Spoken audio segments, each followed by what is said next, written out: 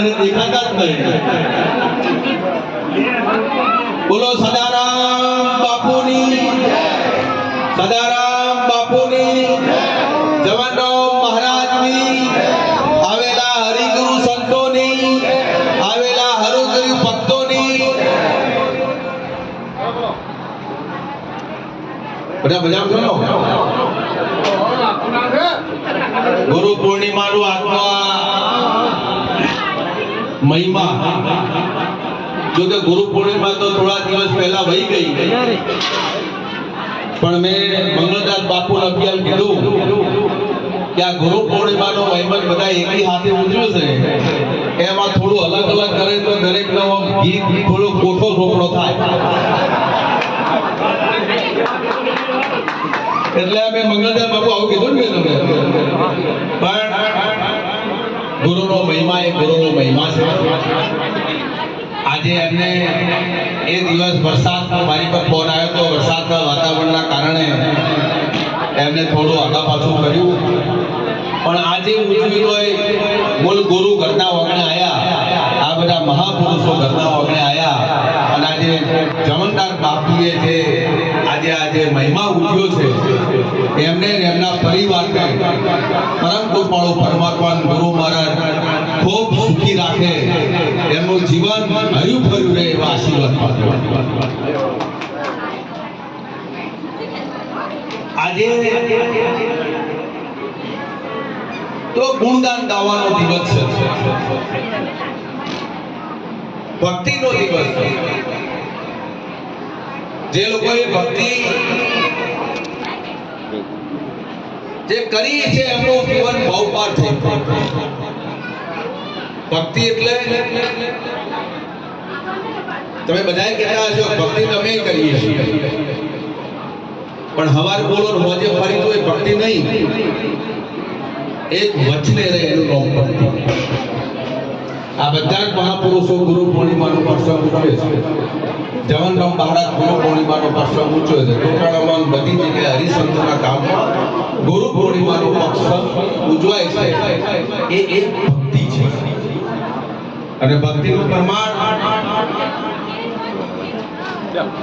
અનેક મહાપુરુષોને મળ્યું। ટોટાળામાં જઈએ તો સદારામને મળ્યું, અહીંયા જવનરામ મહારાજને મળ્યું, અહીંયા બધા મહાપુરુષો બેઠા એમને મળ્યું, તો એમને મમતા બધા તોળી પાઘડીઓ ભગવા કપડા આ બધા પહેરી હોય, આ કોઈ જેવી તેવી વાત નહીં, ઘણું અઘરું છે, એને પાળવું ઘણું અઘરું છે। ઘણા પ્રસંગમાં જઈને એનો મહિમા ઉજવવો એ ઘણું અઘરું છે, એટલે આપણે બધા મળ્યા છો, ભક્તિનો મહિમા ઉજવો છો, ત્યારે તમે એની શ્રદ્ધામાં, એના વિશ્વાસમાં, એના ભાવમાં તમે રહેશો તો ચોક્કસપણે આવવાવાળા સમયની અંદર તમારા ભક્તિનું પ્રમાણ તમને ક્યાંક ને ક્યાંક મળી રહેશે। અમને પણ સદારામ બાપાની ભક્તિ કરવાનો અવસર મળ્યો, પૂજ્ય સદારામ બાપાના નામે અમે ખૂબ ગામડે ગામડે એમની સાથે ફરી એનો મહિમા ગાવાનો પણ અમને અવસર મળ્યો। આજે મને એટલું ચોક્કસ થાય કે આજે મારા હૃદયથી, મારા અંતરથી સદારામ બાપા મને દૂર હોય એવું દેખાતું નથી, ક્યારે એવી ભાવના નથી, અને એમના ટોટાળામાં જે અનેક પ્રસંગો કર્યા, એમના પૂર્વના ભલે 2 લાખ 3 લાખ 5 લાખો ભેગા થયા, ત્યારે આયા ત્યારે ભેરી ગયા સાહેબ, આજે ખબર ન પડે।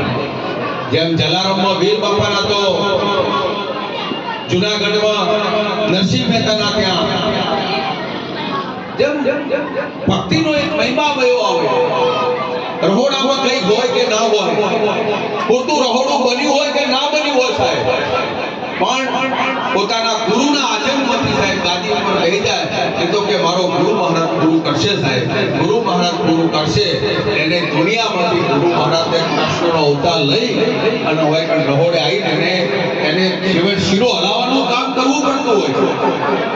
આવા મહાપુરુષો કામ કરતા એટલે ભક્તિ એ કઈ હેલી પણ નથી, અને જો હેલી હોત તો બધા ભક્તિનો માર્ગ છોડીએ ના.